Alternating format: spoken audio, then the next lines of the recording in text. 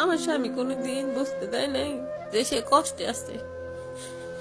হেরে যদি জিজ্ঞাসা করতাম তুমি খাইছো, সে কইতো হ আজকে বিরিয়ানি খাইছি।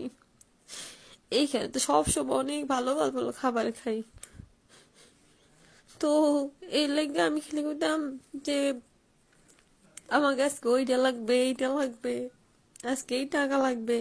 এর জন্য একটা চাপ দিতাম যে টাকা পয়সা মনে হয় তাহলে অনেক ইনকাম করে, আমাকে দেয় না।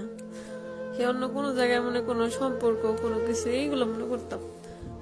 কিন্তু সে খাইয়া না খাইয়া আছে আমাকে জন্য এত কষ্ট করে, সেইটা কোনোদিন বুঝি নাই। বুঝছি, এখন বুঝছি, কিন্তু তারে যে হারাইয়া ফেলছি, তার কাছে তো আমি মাপ চাওয়ার সুযোগটাও পাই নাই।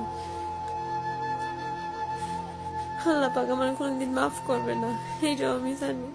তারপরে আমি